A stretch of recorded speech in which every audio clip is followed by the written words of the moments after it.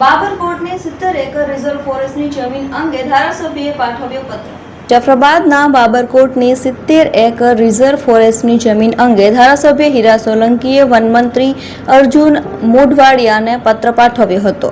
70 એકરની reserve ફોરેસ્ટની જમીન ખાનગી કંપનીને માઇનિંગ માટે આપવાની હિલચાલ સામે સોલંકીએ પત્ર લખ્યો છે. દરિયાઈ પટ્ટી વિસ્તારમાં સિંહોનું સામ્રાજ્યનું અસ્તિત્વ ન જોખમાય તે અંગે સોલંકીએ પત્ર પાઠવ્યો હતો. સિંહોના વિસ્તાર સાથે વન્ય પ્રાણીઓના વસવાટમાં ખલેલ ન પહોંચે તે અંગે રજૂઆત કરવામાં આવી હતી. હીરાભાઈ સોલંકીએ જણાવ્યું હતું કે 2016થી અત્યાર સુધીમાં અન્ય અનેક માઇનિંગ પ્રોજેક્ટ નકારી કાઢ્યા છે. રિઝર્વ ફોરેસ્ટની જમીન આપવાની હિલચાલ સામે નારાજ સ્થાનિકોમાં ખુલાસો કરવાનો પત્રમાં હીરા સોલંકીએ અનુરોધ કર્યો હતો.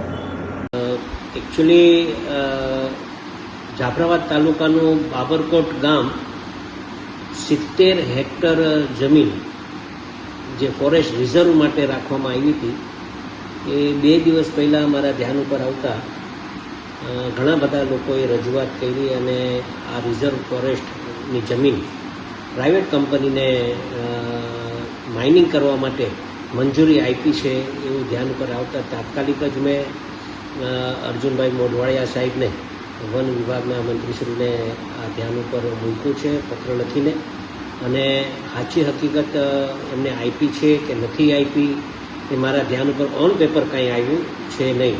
છતાં પણ જ્યારે આવું વાત આવી છે ત્યારે આ વિસ્તારમાં ઘણા બધા વન વિભાગના જેમ કે હાવજ, સિંહ અને અન્ય પ્રાણીઓ જે આ વિસ્તારમાં વસાવટ કરતા હોય, તો મારું પણ એવું માનવું છે કે તાત્કાલિક જ જો કદાચ આવું થયું હોય તો આવું ન થાય એના માટે પણ મેં સરકારશ્રીને એક પત્ર લખીને ધ્યાન ઉપર મૂક્યું છે.